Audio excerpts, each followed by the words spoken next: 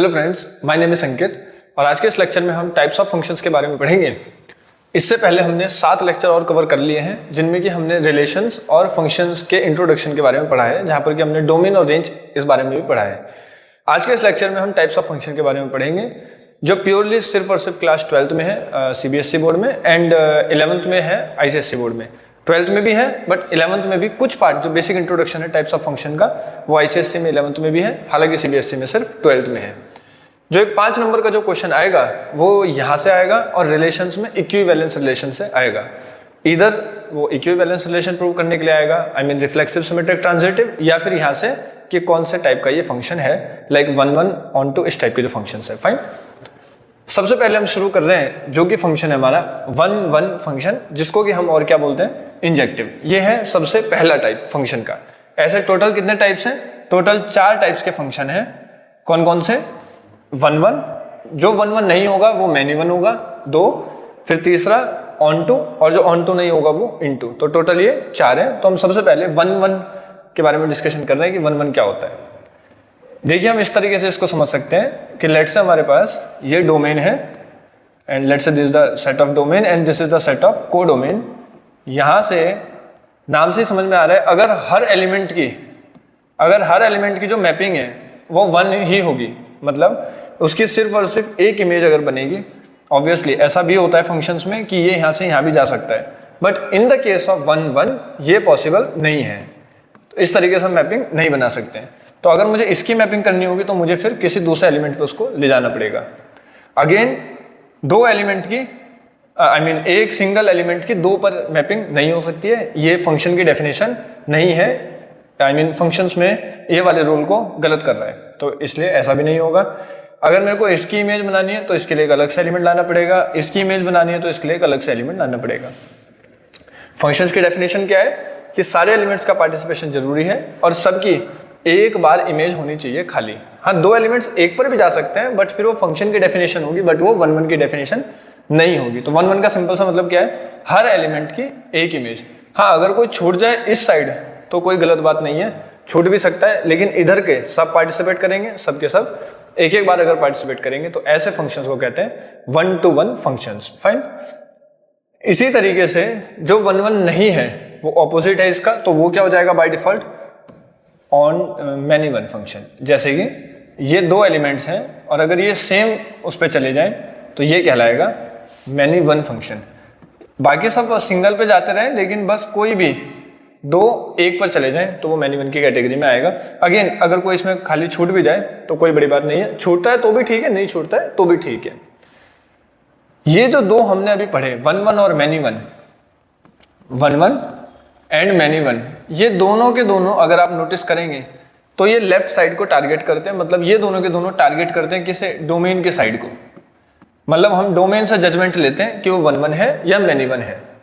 Now on to में क्या है, ऑन टू का दूसरा नाम है सर्जेक्टिव। तो ऑन टू को कैसे दिखाएंगे, मान लीजिए हमारे पास 5 एलिमेंट्स हैं, कितने मान सकते हैं, और इधर भी हमारे पास 5-6 एलिमेंट्स हमने मान लिए। अगर इधर के हर एलिमेंट ने पार्टिसिपेट कर लिया तो ऑन टू है, अगर नहीं करा तो नहीं है। मतलब जो इसमें रेंज आने वाली है अगर वो को डोमेन के बराबर हो जाए, मतलब अगर रेंज को डोमेन के बराबर हो जाए तो ऑन टू है, अदरवाइज ऑन टू नहीं है। जैसे मान लीजिए ये इस पे चला गया, ये इस पे चला गया, ये इस पे चला गया, ये इस पे, ये इस पे, अभी ये 3 बच गए।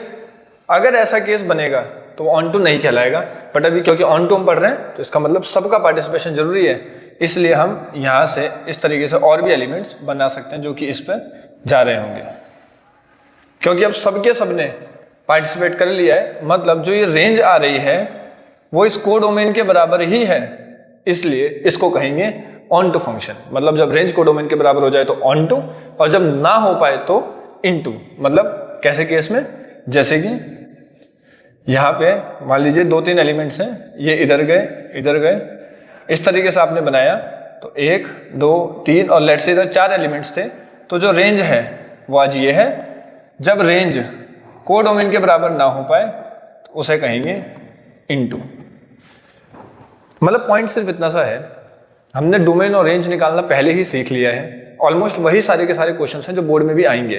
कोई बहुत मुश्किल ही चांस है कोई अलग से आपको क्वेश्चन देखने को मिलेगा। तो सिंपल सी बात है, जब ऑन टू इनटू प्रूव करने के लिए आएगा तो आप रेंज निकाल लीजिए, कोडोमेन तो आपको बुक वाला देगा ही, रेंज निकाल लीजिए, बराबर आया तो ऑन टू, नहीं आया तो इनटू, सिंपल। और रही बात 1-1 की, वो निकालना हम प्रॉपरली सीखेंगे कि 1-1 को कैसे लिखते हैं। तो ऑन टू निकालना हालांकि लगता ऐसा है कि टफ है, बट टफ नहीं है। ऑन टू में सिर्फ और सिर्फ रेंज निकालिए, कोई और तरीके भी हो सकते हैं ऑन टू प्रूव करने के, बट जिस तरीके से हम करेंगे वो प्योरली रेंज निकालने वाला ही तरीका होगा। नाउ अब एक छोटा सा टॉपिक है जो कि है बाइजेक्टिव फंक्शन। इसका मतलब क्या है बाइजेक्टिव फंक्शन का? ऐसे फंक्शंस जो 1-1 हो और साथ ही साथ में ऑन टू हो, मतलब जो इंजेक्टिव हो और साथ साथ में सर्जेक्टिव हो। अगर कोई फंक्शन इन दोनों कंडीशंस को फुलफिल करता है तो उसे बोलते हैं बाइजेक्टिव फंक्शन। ये लीजिए, अब इसका नाम क्यों अलग से रखा गया है वो अभी आपको धीरे धीरे इस चैप्टर के लास्ट में समझ में आएगा कि बाइजेक्टिव फंक्शंस इंपॉर्टेंट क्यों है, इन्हें पढ़ना जरूरी क्यों है, क्योंकि इनसे फिर आगे लिंक्ड है इनवर्स ऑफ द फंक्शंस। हालांकि वो सिलेबस में नहीं है, बट फिर भी हम थोड़ा बहुत तो देख ही लेंगे। Fine.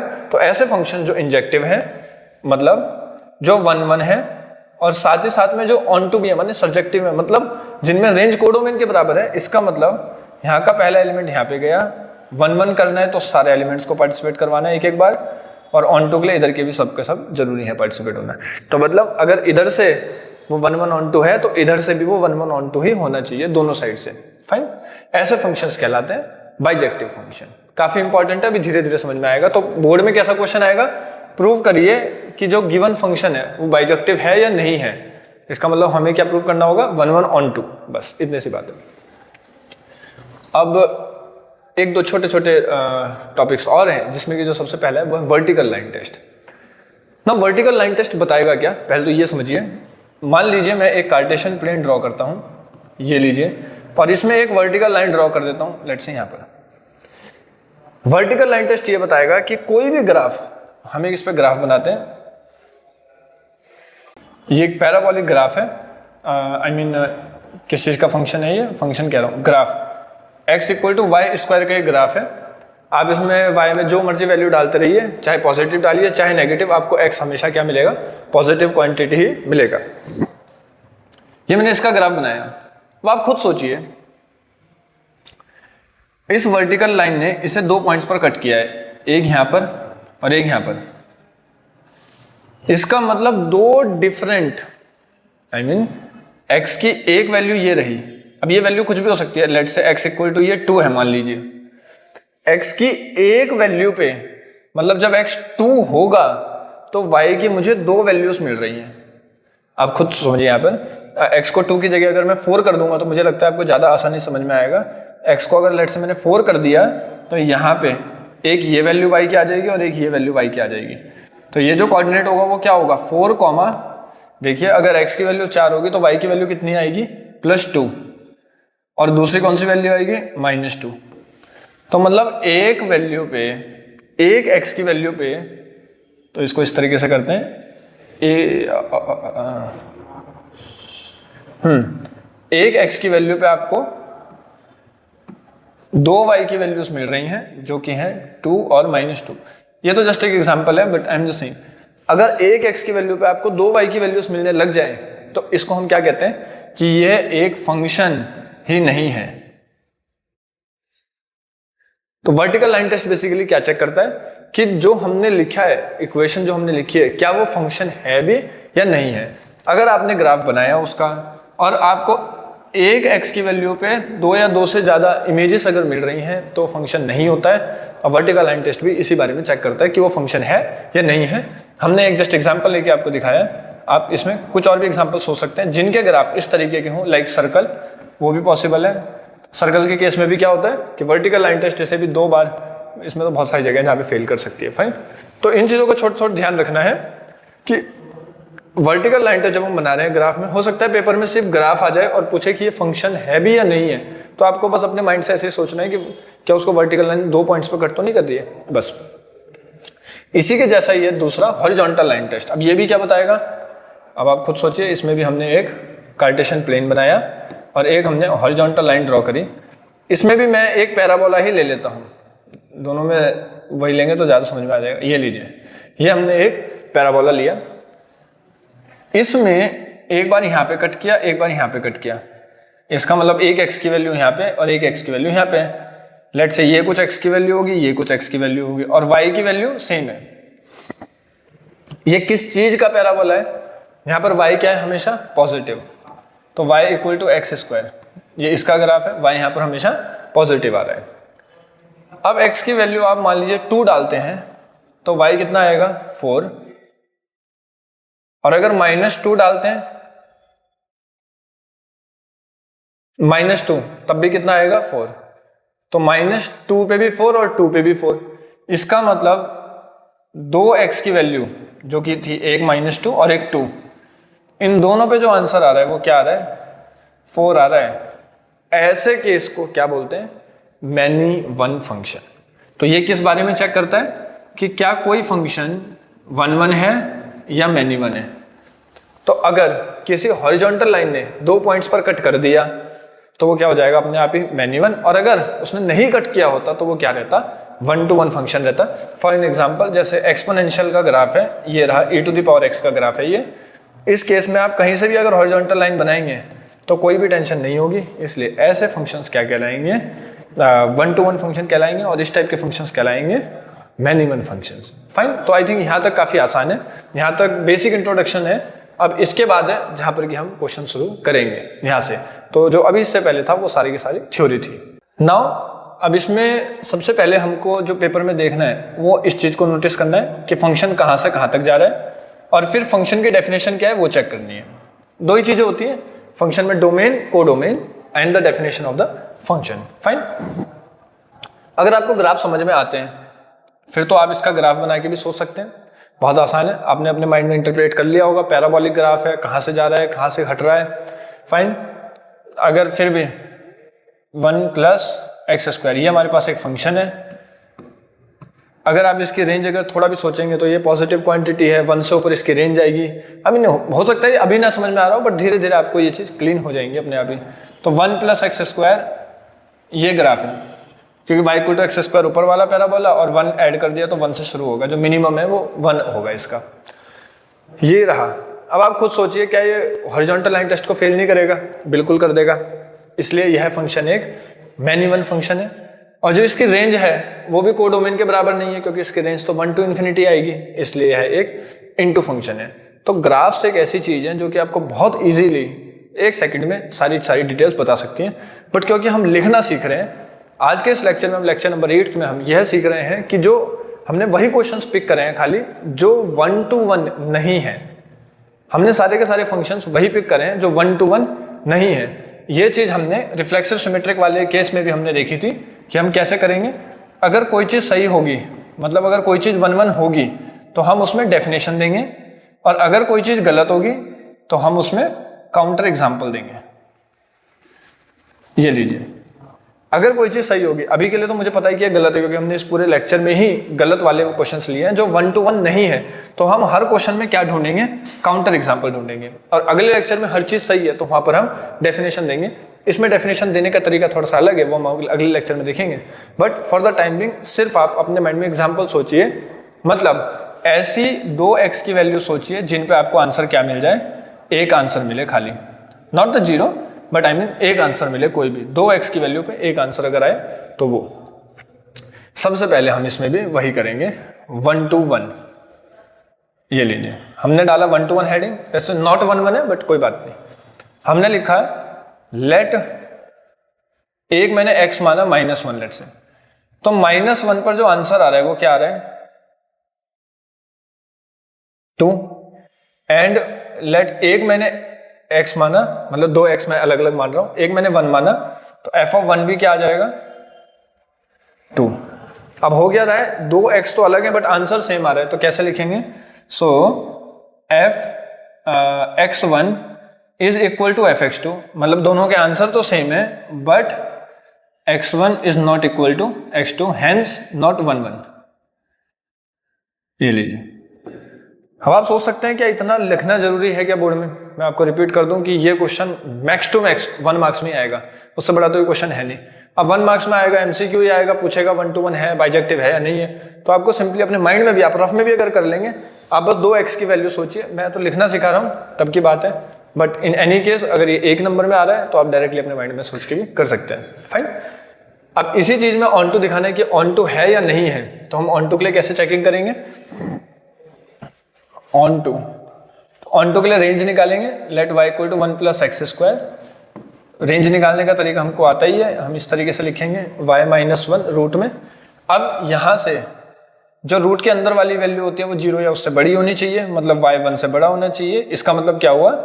y belongs to 1 to infinity. ये रेंज है जो कि बराबर नहीं है कोडोमेन के, तो ये कोडोमेन है, ये रेंज है, hence not on to.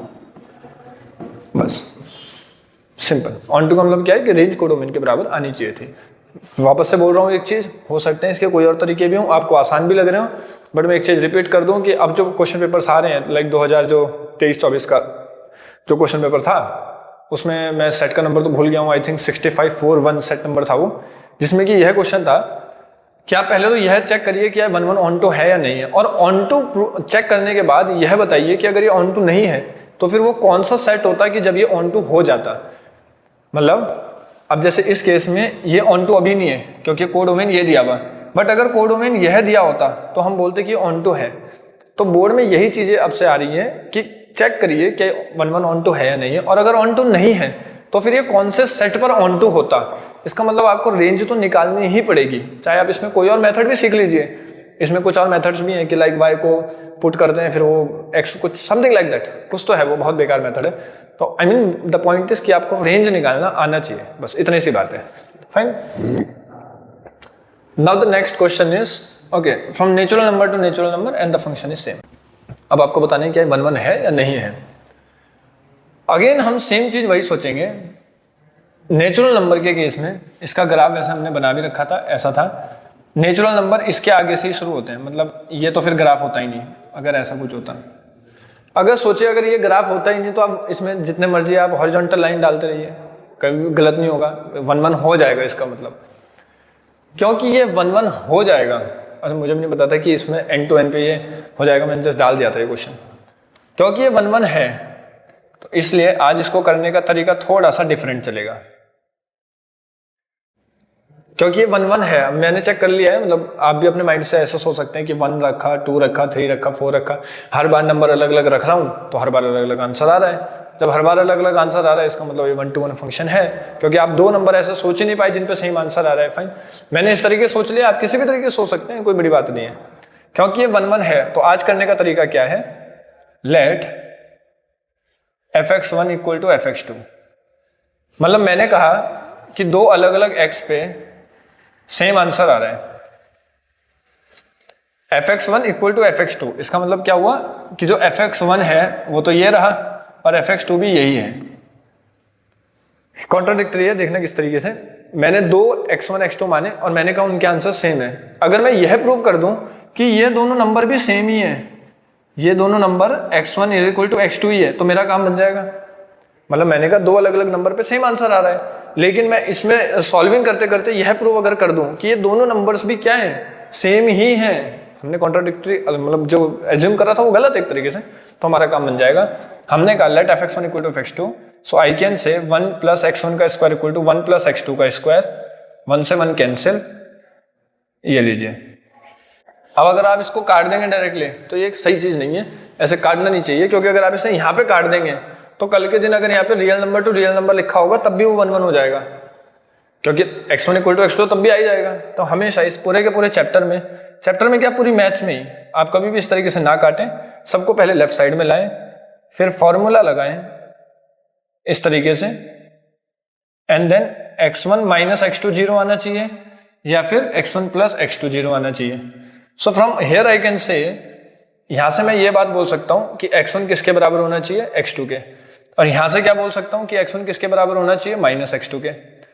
2 conditions हैं, आप खुद सोचिए, क्या 2 नेचुरल नंबर को जोड़ के 0 आ सकता है? Sum of 2 natural number can't be equal to zero. दो नेचुरल नंबर को जोड़ के जीरो नहीं आ सकता, इसलिए ये कंडीशन तो गलत हो गई, बची ये वाली, हेंस 1 1। बस देखिए कितना सिंपल है। इसका मतलब क्या था कि दो नंबर को जोड़ के अगर जीरो आएगा तब भी ये सेम आंसर देगा, और अगर दोनों नंबर सेम होंगे तब तो ये आंसर सेम देगा। वो तो कॉमन सेंस है। मैंने यह प्रूव कर दिया लास्ट में आते आते कि दो नंबर को जोड़ के जीरो तो तभी आता ना अगर ये दोनों नंबर नेचुरल नंबर ना होते, माने रियल नंबर होते। तो अगर आप मान लीजिए पेपर में काउंटर एग्जाम्पल ही भूल गए तो इतना तो कर ही देना, और यहाँ से आपको खुद ही काउंटर एग्जाम्पल मिल भी सकता है। फाइन, मतलब ये भी एक तरीका है ढूंढने का। बट इस पूरे के पूरे लेक्चर में हमने जो एग्जाम्पल सोचे थे वो सारे वैसे थे जो 1 1 नहीं थे, ये एक निकल के आया, तो मैंने ये भी करवा दिया है आपको। फाइन, अब इसी में हमें ऑन टू करना है, तो ऑन टू तो सेम ही चलेगा जैसे पीछे चल रहा था। ऑन टू में कैसे, y equal to 1 plus x square, x equal to y minus 1, वो हम सारी चीजें लिख सकते हैं, 1 टू इन्फिनिटी रेंज है। फाइन, बट अब सोचिए देखिए क्या पंगा कहाँ पर बैठेगा इसमें आके। आपने इसका ग्राफ तो ऐसा बना ही लिया था, आपने कहा ये इसका ग्राफ है, बट हालांकि जो इसका ग्राफ है वो ऐसा नहीं बनेगा, इसके आंसर जो है 1 पे कुछ और, फिर मतलब ऐसे स्मूथ नहीं बनेगा। स्मूथ क्यों नहीं बनेगा, यहाँ पर 1 पे इसका आंसर कुछ आएगा जो कि 2 होगा, तो 1 पे रखेंगे, फिर 2 पे, फिर इस तरीके से हम लिखेंगे इसका आंसर। फाइन, तो ये भी हालांकि इसका ग्राफ गलत ही है, तो मैं इसको भी मिटा रहा हूँ ताकि कोई भी गलत इंफॉर्मेशन ना जाए। फाइन, अब मेरे पास ये है। अब आप सोचिए 1 रखने पे क्या आंसर आया। अगर मैंने यहाँ पे 1 रखा तो मेरे को 2 मिला, अगर मैंने 2 रखा तो मुझे क्या मिला 5, अगर मैंने 3 रखा तो 10। मतलब इस तरीके से नंबर चलते जा रहे हैं, इस तरीके से आंसर्स आते जा रहे हैं। ऑन टू का मतलब क्या है, ऑन टू का मतलब है कि कोडोमेन रेंज के बराबर होना चाहिए। अब रेंज कितनी आ रही है इसमें, आप देखिए रेंज में तो ये एलिमेंट्स आ रहे हैं, तो जो बचे हुए वो कहाँ हैं, जैसे कि 1 3 4 6 7 8 9, ये सब कहाँ हैं। ऐसे इनफाइनाइट एलिमेंट छूट जाएंगे। एक एलिमेंट पकड़ लीजिए कोई भी, जैसे कि here let y is equal to 1, मैंने y को 1 माना, then there does not exist pre image of 1 in domain. मैंने बिल्कुल देसी इंग्लिश भाषा में ये चीज लिखी है कि y को अगर मैंने 1 माना तो मुझे ऐसा कोई भी x नहीं मिल पा रहा है जिसपे कि y आंसर आ जाए। मतलब मुझे कोई भी ऐसे x की वैल्यू नहीं मिल रही जिसपे 1 आंसर आ जाए। जब 1 आंसर आ नहीं सकता इसका मतलब 1 छूट जाएगा। इनफाइनाइट एलिमेंट्स है, बट मैं एक एलिमेंट पे भी गलत दिखा सकता हूँ। फाइन, तो ये भी एक तरीका है ऑन टू दिखाने का। तो मतलब ये एक क्वेश्चन है जिसको हमने इस तरीके से किया, फिर हमने इस तरीके से रेंज दिखाई। फाइन, इसमें हमने रेंज निकाली क्योंकि इसमें इनफाइनाइट एलिमेंट छूट रहे थे इसमें। बट इस केस में जब हम ऑन टू निकालने के लिए जा रहे हैं तो हम पीछे के जैसा क्यों नहीं कर रहे हैं। अगर आप इसमें थोड़ा भी नोटिस करेंगे, अगर मैं पीछे के जैसे इसे करने के लिए जाऊं तो x की वैल्यू आएगी √y माइनस 1। अब आप बोलेंगे y को बड़ा रखिए, ये करिए, वो करिए, बट आप नोटिस करिए कि अगर मैं x को 1 रखता हूं तो 2 से शुरू होगी, जो इसकी जो लिमिट है वो 2 से शुरू होगी। ये जो सारे के सारे तरीके हैं ये कब अच्छे लगते हैं, ये सारे के सारे तरीके रियल टू रियल अच्छे लगते हैं। बट जब बात नेचुरल नंबर, इंटीजर्स, इनकी आती है तो फिर आपको एलिमेंट्स पिक कर करके देखना पड़ता है। वो एक अच्छा मेथड भी है, बिकॉज रियल नंबर में तो आप हर चीज़ इंटरवल फॉर्म में करते हो, बट जब इंटीजर सॉरी नेचुरल नंबर जब जैसे सेट आते हैं, जब डिस्क्रीट आइटम्स के सेट्स आते हैं, तब आप क्या करते हैं, एलिमेंट्स पिक कर करके देखते हैं। तो रियल नंबर में इंटरवल्स और बाकी सारे के सारे सेट्स में आप डिस्क्रीट करके लेते हैं, माने कॉमा लगा लगा के रोस्टर फॉर्म जैसा हम लिखते हैं वैसे, not in interval form. Fine, तो ये एक छोटा सा अंतर है, इसलिए मैंने इसको इस तरीके से नहीं करा है। हमने एक एलिमेंट पिक करके देख लिया, उस तरफ 1 देखा, उसकी इमेज नहीं मिली, खत्म कहानी, मतलब नहीं है, नॉट ऑन टू। फाइन, ये लीजिए, पेपर में 1 नंबर में बिल्कुल ये क्वेश्चन आ सकता है। Now function real number two real number and the function is mod x। आपको थोड़ा भी याद हो, ये सारे के सारे क्वेश्चन हमने पीछे भी करे हैं। आई मीन जब हम सारे के सारे फंक्शंस को पढ़ रहे थे, तो ये वापस एक तरीके का रिवीजन है और कुछ नहीं। अगर आपको मॉड का ग्राफ थोड़ा भी पता है तो हमारे लिए और ज़्यादा आसान हो जाएंगी चीज़ें। मॉड का ग्राफ वी शेप का होता है जो कि 0 से पास हो रहा होता है। ये रहा मॉड का ग्राफ, आप समझ पा रहे होंगे। Vertical line test, horizontal line test, ये सारी जो बातें हैं। हॉरिजॉन्टल लाइन टेस्ट को फेल करेगा, 2 बार कट कर रहा है इसलिए मैन्युअल है, और 0 तो ऊपर ऊपर इसकी रेंज आ रही है इसलिए ऑन टू भी नहीं है। लिखने का तरीका क्या है, सारी चीजें देखेंगे कैसे। 1 1 के लिए कैसे लिखेंगे, वही बात है सारी की सारी। Let x1 equal to -1, then f of -1 is equal to mod -1 which is 1 and x2 को मैंने 1 माना, then f of 1 is equal to mod में 1 विच इज 1। तो मतलब so f of x1 is equal to f of x2 but x1 x2 के बराबर नहीं है। मतलब दो अलग अलग पे आपको सेम आंसर मिल रहा है, इसलिए यह है मैनी वन। ये लीजिए। अब दूसरी बात है कि ऑन टू है कि नहीं है। ऑन टू के लिए इसकी रेंज, अब देखिए रेंज इन सारे फंक्शंस की आपको पता ही होती है, तो आप डायरेक्टली भी लिख सकते हैं ऑन टू के लिए। Onto y is equal to mod x and mod x is always greater than equal to 0। इसका मतलब y 0 से बड़ा है, इसका मतलब y belongs to 0 to infinity, which obviously not equal to this r, hence not onto। ये तो सिर्फ मैं लिखना बता रहा हूं आपको, अगर आप नहीं भी आप लिखना चाहते हैं तो आपको समझ में आता है, ग्राफ समझ में आता है, आपको दिख रहा है कि -1 और 1 पे तो सेम आंसर है। तो नाउ द पॉइंट इज कि ऐसे कितने फंक्शंस हैं हमारे सिलेबस में? ऐसे ज्यादा फंक्शंस नहीं, ऐसे हद से हद होंगे 6 से 7 फंक्शंस जो इस क्राइटेरिया को गलत करते होंगे, जो 1 1 1 2 नहीं है। ऑब्वियसली बनाने को तो इनफाइनाइट फंक्शंस हो सकते हैं, but I am just talking about this fundamental functions like mod x और ग्रेटेस्ट इंटीजर फंक्शंस इस टाइप के, या लीनियर फंक्शंस। ऐसे फंक्शंस जो है वो इतने ज्यादा भी नहीं है। तो मतलब अगर हम एक लिमिट बना लें कि ठीक है हम 6 से 7 फंक्शंस, लाइक हमने जब पहले करा था ये वाला टॉपिक कि हमने एक पेज पर एक फंक्शन को लिखा था, उसका ग्राफ और उसकी जो सारी की सारी डिटेल एनालिसिस थे वो हमने सारे के सारे एक पेज पर लिख लिए थे, वही चीज आपको यहाँ पर भी बनानी है। फाइन। तो आपको कुछ ज्यादा दिमाग नहीं लगाना है, एक पेज में एक फंक्शन की पूरी कुंडली उतारनी है, उसके बाद वो अपने आप सब कुछ सेट हो ही जाना है। वही चीज हमने यहाँ पर, बस हम लिखना सीख रहे हैं और कुछ नहीं इससे ज्यादा। फाइन। नाउ द अंदर function is from r to r and the function is gif of x. This is greatest integer function of x. Fine. अब इसका करने के लिए हमें थोड़ा सा अगर ग्राफ बताओ तो और ज्यादा आसान हो जाएंगी चीजें। तो इसका ग्राफ कुछ ऐसा था, राइट, इस टाइप का, एक साइड में ओपन एक साइड में क्लोज। मैंने अभी दोनों साइड पे ओपन बनाया है, पता कैसे चलता है क्लोज किस साइड में? ये अपने से पीछे थ्रो करता है, तो अगर 0 से 1 के बीच के सारे नंबर ये 0 पे थ्रो करेगा, यहाँ के सारे नंबर 1 पे थ्रो करेगा, यहाँ पर 2 पे, तो मतलब अपने लेफ्ट साइड में क्या लगा दीजिए, गोला लगा दीजिए। फाइन। ये हमने GIF फंक्शन का एक ग्राफ बनाया है।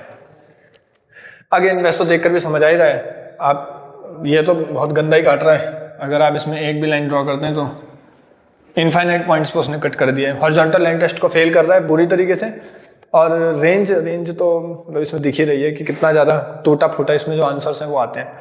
इसका नाम ही इंटीजर फंक्शन है, तो ये आउटपुट में देता भी क्या है, खाली 0 1 2 इंटीजर से देता ही है, ये बीच के नंबर देता ही नहीं, क्योंकि यहाँ पे तो ग्राफ है ही नहीं ना। तो इसको लिखेंगे कैसे, y 1 1, और किस तरीके से, लेट x1 को मैं मान लेता हूँ लेट से 0.1, देन GIF ऑफ 0.1 इज 0 क्योंकि अपने से पीछे लाता है, एंड x2 को मैंने मान लिया 0.2, देन 0.2 का GIF भी क्या होगा, वो भी 0। सो fx1 तो fx2 के बराबर है, मतलब आंसर तो दोनों का सेम आ रहा है 0 0, but 0.1 is not equal to 0.2, so not 1 1। ये लीजिए, तो हम लिखना सीख रहे हैं not 1 1। Fine. Now onto के लिए इसकी रेंज, मतलब ऐसा लिखने का कुछ जरूरत नहीं है। ऑन टू में बस इतना लिख दीजिए, here y belongs to integers only, क्योंकि सिर्फ इंटीजर्स ही आते हैं जो कि बराबर नहीं है रियल नंबर के, हेंस नॉट ऑन टू। तो जो ऑन टू का जो पता है वो बेसिकली इससे पता चलेगा, है ना। अगर हो सकता है बुक वाला z लिख देता तो फिर मतलब पोपट हो जाता ना, तो फिर हमारा फिर आंसर भी वैसे ही आते हैं। फाइन। तो हो सकता है अगर यहाँ पे z होता तो ये ऑन टू हो जाता, आज नहीं है इसलिए ऑन टू नहीं है। फाइन। तो जब आप शुरू करेंगे क्वेश्चन तो आप सबसे पहला काम है इन दोनों को देखना, डोमेन रेंज, क्योंकि 1 1 डोमेन से पता करते हैं और ऑन टू इंटू रेंज से, माने को डोमेन की साइड से पता करते हैं। फाइन। नाउ अच्छा, अब हमारे पास एक फंक्शन है जो कि है, हालांकि मैंने ये सारे के सारे एक ही साथ लिख दिए, ट्रिग्नोमेट्रिक फंक्शंस। पेपर में कोई भी एक फंक्शन आ सकता है, हम सारे के सारे फंक्शंस को एक साथ कैसे पढ़ सकते हैं? देखिए इतना भी टफ नहीं है ये। फंक्शन सारे के सारे रियल नंबर से रियल नंबर पे हैं। आप कोई भी फंक्शन इमेजिन करिए, ये मैंने एक ग्राफ बनाया, आपको खुद ही समझ में आ जाएंगे किस किस चीज का ग्राफ है। ये लीजिए, इनमें प्रॉपर स्केलिंग नहीं है, इसलिए आप अपने आप समझ जाना है कि मैं किस चीज के ग्राफ बनाने की कोशिश कर रहा हूं।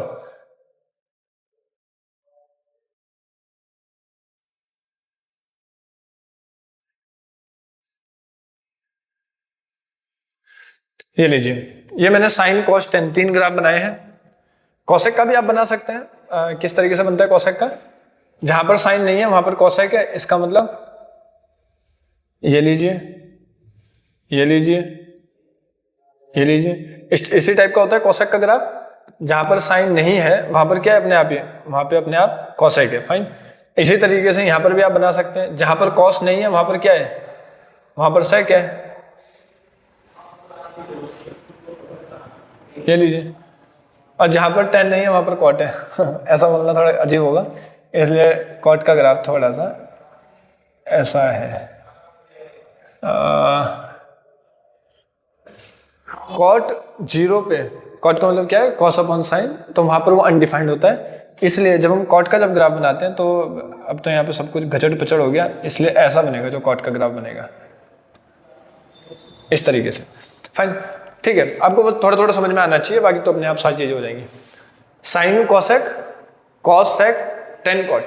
फाइन, 6 मैंने यहाँ पर ग्राफ बनाए हैं। हम ये पता करना चाहते हैं कि ये 1 1 ऑन 2 ये सारी चीजें में क्या है। आप खुद सोचिए, कोई भी ट्रिग्नोमेट्रिक आप फंक्शन लीजिए, कोई भी, वो सारे के सारे हॉरिजॉन्टल लाइन टेस्ट को फेल तो करेंगे ही करेंगे।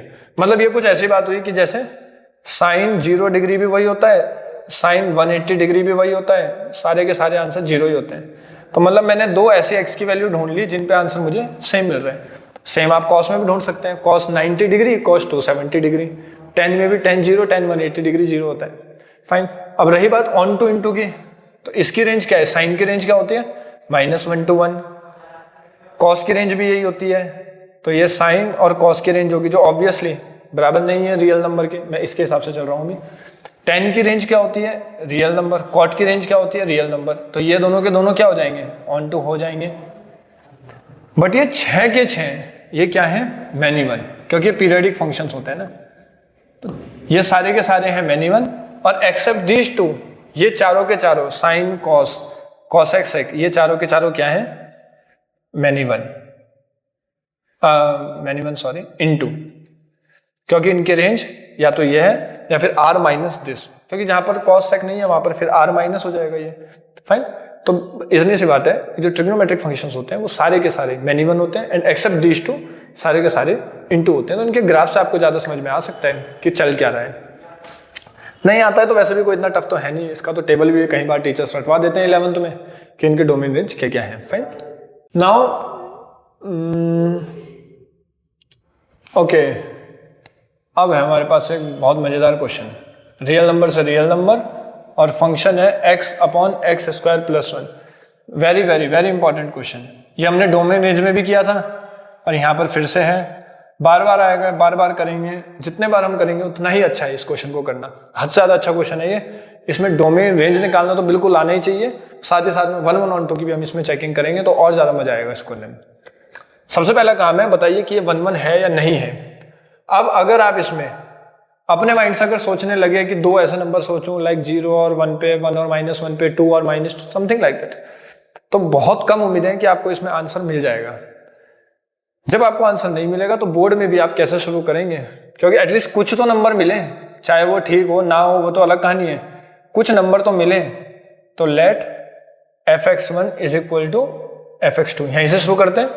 इसका मतलब फिर ये स्टेप लिखते हैं, अगर आपने इतना भी लिख दिया तो हाफ नंबर तो आपके कहीं नहीं जा रहे। अब ये हो नहीं हो वो अलग कहानी है, क्योंकि यहां से काउंटर एग्जांपल भी ढूंढे जा सकते हैं, इसलिए अगर ये है तो भी ठीक है, नहीं है तो भी ठीक है, हाफ नंबर तो इसके मिल ही जाएंगे। अब दूसरा काम है क्रॉस में मल्टीप्लाई करना। मैं ऐसा क्यों करवा रहा हूं, इसलिए करवा रहा हूं क्योंकि मैं ये एज्यूम कर रहा हूं कि आपके माइंड में वो काउंटर एग्जांपल नहीं आ पाए होंगे इस क्वेश्चन के लिए। हालांकि रेसिप्रोकल में काउंटर आते हैं इसमें, बट फिर भी मैं एज्यूम करके चलूंगा कि आपके माइंड में नहीं आया होगा, तो हम लोग ऐसे शुरू कर रहे हैं ताकि लास्ट में आगे हमको खुद ही काउंटर एग्जांपल मिल जाए अपने आप ही। फाइन, तो हमने ये लिखा एंड देन x1 x2 का स्क्वायर प्लस x1, मैंने क्रॉस में मल्टीप्लाई करा है और कुछ नहीं, x2 x1 का स्क्वायर प्लस x2। फिर मैंने ये कहा था कि आप सबको एक साइड पे लेके आ जाइए,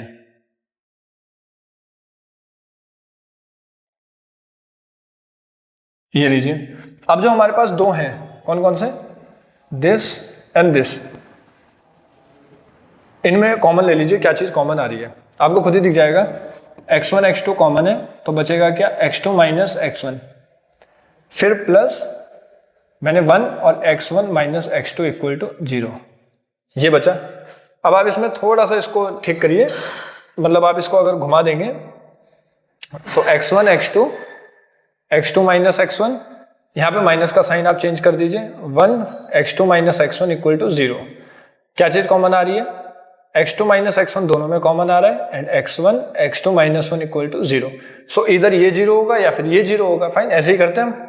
सो यहां से मुझे मिला x1 इक्वल टू x2, इसको 0 के बराबर रख के, और इसे 0 के बराबर रख के मुझे मिला x1 into x2 equal to 1। Now what does it mean, it mean आप अगर दो नंबर सेम लेते हैं, x1 x2 अगर दोनों सेम होते हैं तो आंसर भी क्या आ जाएगा, सेम आ जाएगा। लेकिन अगर आप दो नंबर ऐसे चूज करते हैं कि जिन्हें गुणा करके 1 आए, तब भी आंसर सेम आ जाएगा। तो आप जब बोर्ड में इतना करेंगे उसके बाद आपको काउंटर तो देना ही पड़ेगा, तभी आपको इसमें 2.5 नंबर पूरे मिलेंगे। तो हम लोग कैसे बोल रहे हैं, लेट, क्योंकि अब अगर ये आती खाली तब तो 1 1 होता, बट आज तो ये भी आ गया ना, इसलिए अभी 1 1 नहीं है ये, क्योंकि आज तो रियल नंबर है, आज तो हमारे हाथ में सारी की सारी पावर्स हैं, जो मर्जी नंबर चूज करना चाहे। इसलिए मैं एक नंबर मान लीजिए 2 चूज करता हूं, एक नंबर मैंने 2 चूज करा तो दूसरा नंबर मुझे क्या चूज करना पड़ेगा, हाफ, क्योंकि दोनों को मल्टीप्लाई करके 1 आना चाहिए। अगर मैंने x1 को 2 लिया, देन f ऑफ 2 इसकी वैल्यू कितनी आएगी, 2/5, and let x2 equal to half. अगर मैंने हाफ लिया देन f ऑफ हाफ वो कितना आएगा, 1/2, 1/2 का whole square plus 1, so it becomes 1/2, 1/4 plus 1, so it becomes 2/5 ही आ रहा है इसमें भी, 4 5 और ऊपर जाके 2, तो 2/5 आ रहा है दोनों पे। तो वही चीज वापस से हेयर fx1 तो fx2 के बराबर आ रहा है, आंसर तो सेम आ रहे हैं, but x1 is not equal to x2। हद से ज्यादा अच्छा क्वेश्चन है, 5 नंबर का क्वेश्चन है ये। इसमें हमने पहले 1 1 के बारे में देखा, अच्छा हमने बहुत देर तक इस क्वेश्चन को देखा होगा, 1 मिनट तक, जब बोर्ड में आएगा हमें नहीं मिला इसमें काउंटर एग्जांपल, तो हमें लगा होगा कि ये तो फिर 1 1 होगा कंफर्म। फिर हमने शुरू किए सारे के सारे पैतरे आजमाने, हम आखिर में यहाँ पहुंचे। फिर हमने कहा अगर दोनों नंबर सेम होते हैं फिर तो 1 1 होता ही है वो फंक्शन, फिर तो कुछ टफ है ही नहीं। लेकिन आज तो ये वाला केस भी बन रहा है और ये कट भी नहीं रहा है, क्यों, क्योंकि आज तो रियल नंबर है, आज तो पूरा फ्रीडम है। फिर हमने यहाँ से वो काउंटर एग्जांपल ढूंढा, जस्ट इन केस आपको ये चीज पता थी पहले से ही, तो आप इतना कुछ नहीं करते, आप सिर्फ ये करके आ जाते बोर्ड में, 2.5 नंबर मिल जाते इसके भी, क्योंकि आपको तो काउंटर पता था ना। सारा का सारा गेम है काउंटर ढूंढने का, चाहे कैसे भी ढूंढो। अगर आपको आता था तो बहुत अच्छी बात है, आपको डायरेक्टली सारे के सारे मार्क्स इसमें मिल जाते हैं, फाइन। अब जो उससे भी अच्छी चीज है वो क्या है इसमें, ऑन टू के लिए रेंज निकालते हैं। रेंज हमने पहले भी इसकी निकाली हुई है, let y equal to x upon 1 plus x square, ठीक है, सेम चीज है। अब फिर हम इसको इस तरीके से लिखते हैं, फिर ये जब ये क्वाड्रेटिक बनती है, अब शुरू करते हैं। क्यों हमने इसमें क्वाड्रेटिक बनाई, क्योंकि हम लोग इसमें x को एक तरफ नहीं रख पा रहे थे, इसलिए अब हम इसमें क्वाड्रेटिक के हिसाब से सॉल्व करेंगे। फिर हम इसमें बोलते थे एक छोटी सी चीज कि this is known as a, this is known as b and this is known as c। तो 3 चीजें हैं a b c, तो अब कैसे करेंगे, so x equal to minus b plus minus under root b square minus 4ac upon 2a। मैंने minus B की जगह में बी की जगह पे क्या लिखना चाहिए था, 1 लिखना चाहिए था। ये लीजिए, अब हम इसकी रेंज निकालना शुरू करते हैं। तो रेंज के लिए हम क्या बोलते हैं कि जो रूट के अंदर वाली जो चीज होती है, अच्छा थोड़ा सा ना इसी को तमीज से लिख देता हूँ, 1 minus 4y square upon 2y, so this is the final solution. फिर हम अब शुरू करते हैं रेंज निकालना। तो क्या बोलते हैं, 1 माइनस 4y स्क्वायर जो है वो क्या होना चाहिए, 0 या उससे बड़ा होना चाहिए। इसका मतलब 4y स्क्वायर जो है वो 0 या उससे छोटा होना चाहिए, बिकॉज इस चीज को हम इधर भेजेंगे तो चोंच आ जाएगी इस तरफ। So y square 1/4, so y mod में 1/2, so y belongs to minus half to half. अगर आप इसको पहली बार देख रहे हैं, आई मीन आपने डोमेन रेंज वाले लेक्चर नहीं देखे, तो मैं एक बार आप सबके लिए इसको कर देता हूँ ताकि कोई भी कंफ्यूजन ना हो। इसके बाद हम लोग कैसे करते हैं, हम लोग ऐसे लिखते थे। इसके बाद अगर किसी ने वो वाला लेक्चर देख लिया तो बहुत अच्छी बात है। फिर इसको मॉड बोलते हैं और इसको तो हाफ बोलते हैं, तो पता ही होगा। फिर जब मॉड हटता है तो लेफ्ट साइड में नेगेटिव देता है, राइट साइड में जो है वैसा ही। इसका मतलब क्या है, y belongs to minus half to half. Fine. अब नीचे वाले को देखेंगे, डिनोमिनेटर को। डिनोमिनेटर कह रहा है कि जीरो नहीं होना चाहिए, इसका मतलब y जीरो नहीं होना चाहिए। इसका मतलब इसको और इसे सुनेंगे तो हमें आंसर पता चलेगा कि दिस माइनस दिस, क्योंकि जीरो नहीं होना चाहिए ना, तो ये होना चाहिए बट जीरो नहीं होना चाहिए। फाइन।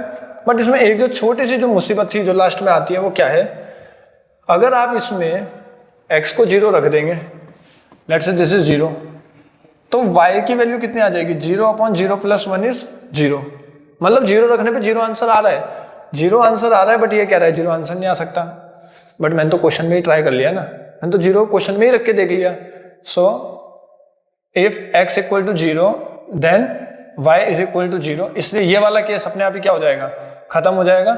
इस वाले केस को काट दीजिए, मतलब x 0 है तो y भी, आंसर भी 0 आ सकता है, आंसर 0 आ सकता है। So this is the final answer, y belongs to minus half to half. इसमें से 0 नहीं हटाएंगे।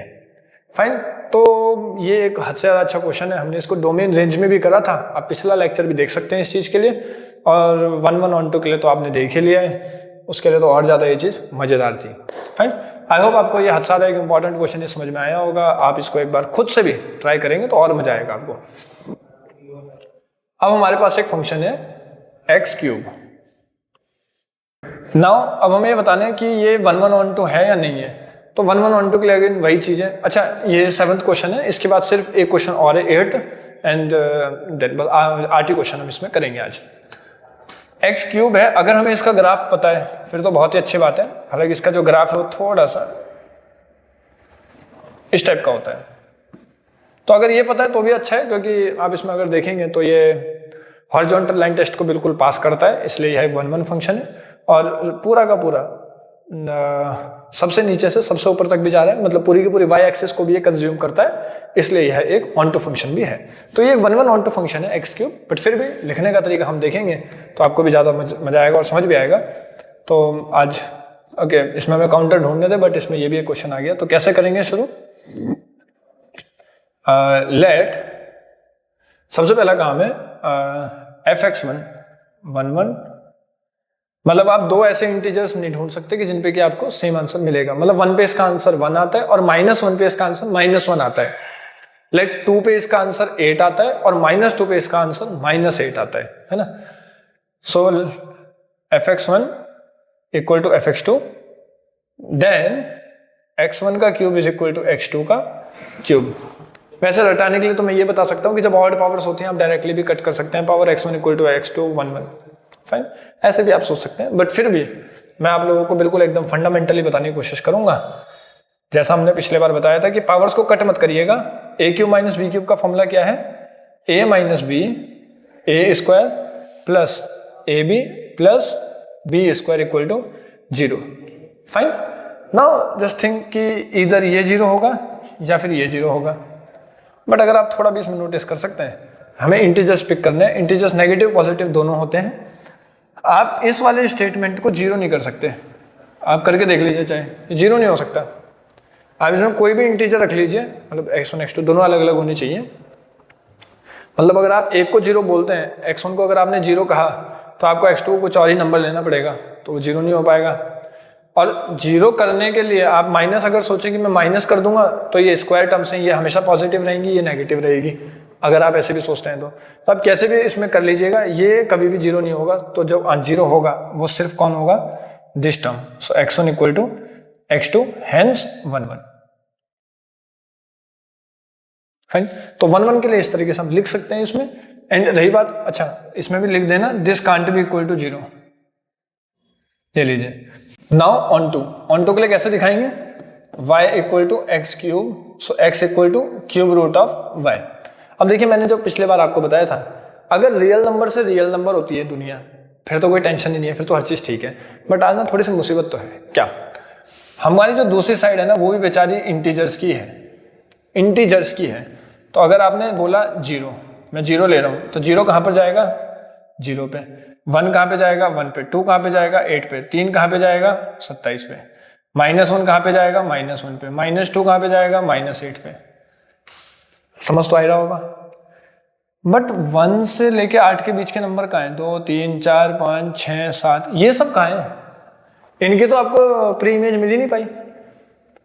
मैं वापस से बता रहा हूँ, जो हम रेंज निकालते थे, जो हमने पिछले लेक्चर में भी जो हमने रेंज निकाली है, जो सारी चीजें थी, वो सारी की सारी चीजें रियल नंबर पे थी, इसलिए हम उसमें इंटरवल फॉर्म पे काम करते हैं। बट जब बात set of integers, natural number की आती है, ये चीजें मैंने थोड़ी देर पहले ही बताई थी, तब हम लोग ऐसे ही वैल्यूज पुट कर करके सोचेंगे कि अच्छा कोई छूट तो नहीं रहा। फाइन। तो आज अगर आप देखें तो मैं वही लिखूंगा, late y equal to 2।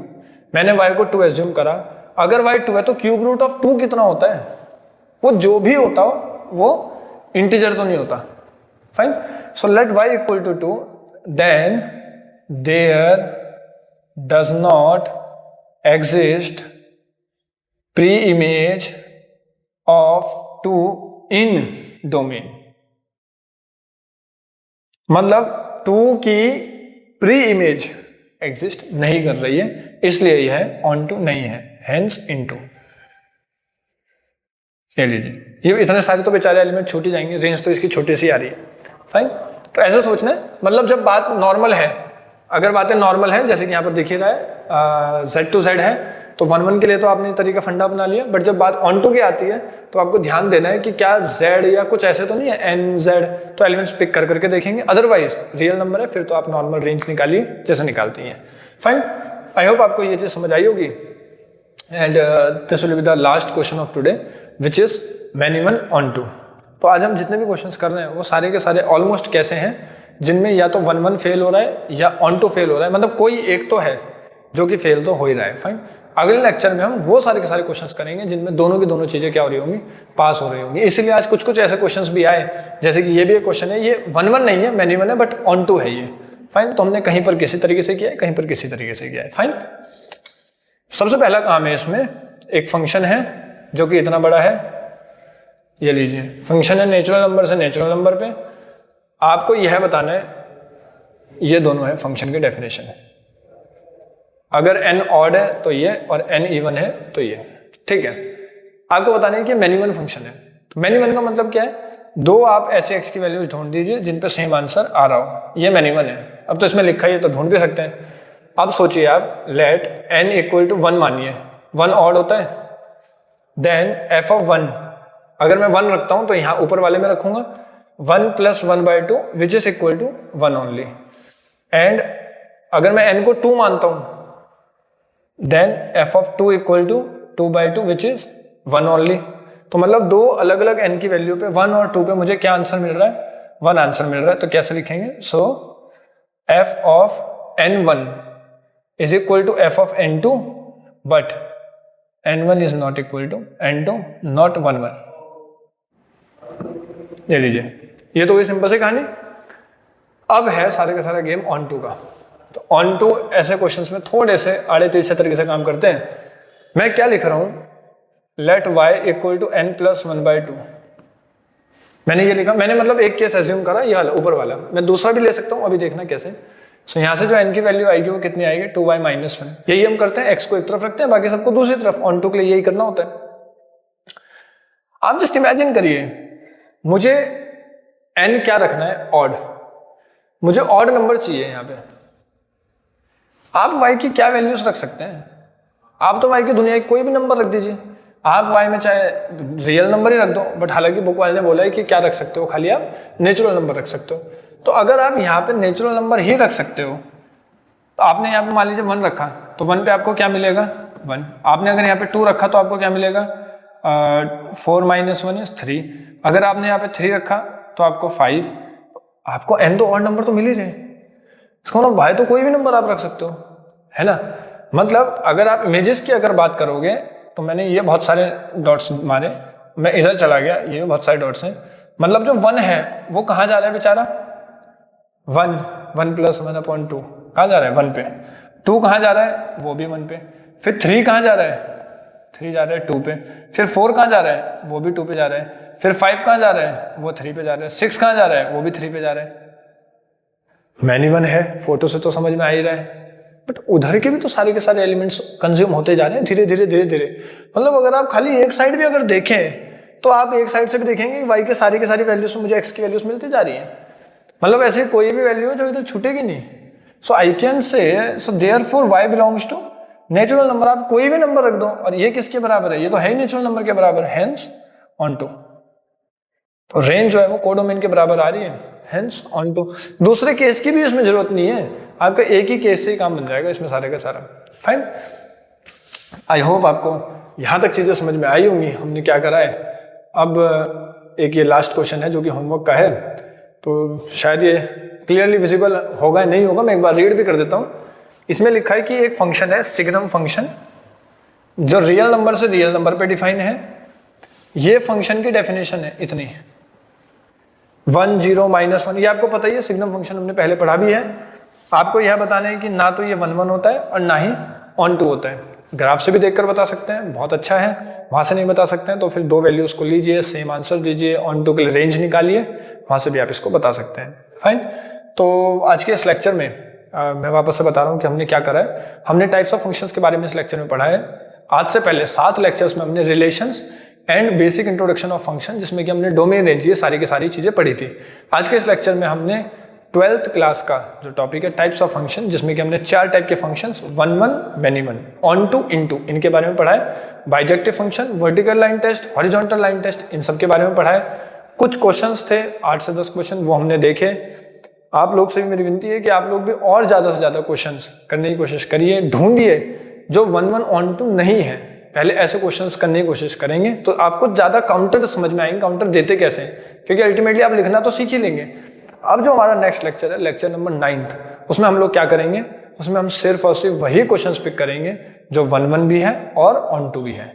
Fine, तो उसमें सिर्फ हमें लिखना सीखना है, लेट fx1 = fx2 और रेंज निकालना है। तो वो इसके कंपैरेटिवली थोड़ा आपको आसान लगेगा और बोर्ड में भी उसी के आने के 99% चांस है, क्योंकि बोर्ड में काउंटर एग्जांपल देने वाले क्वेश्चंस ऐसा चाहते नहीं है। जनरली वही क्वेश्चंस आते हैं जो 1 1 ऑन टू होते हो, क्योंकि उनमें लिखना पड़ता है, मार्क्स देना भी थोड़ा सा आसान होता है। Fine, so this is all from my side. अगर आप कुछ भी क्वेरी है तो आप कमेंट करके या फिर टेक्स्ट मैसेज करके पूछ सकते हैं। Thank you so much.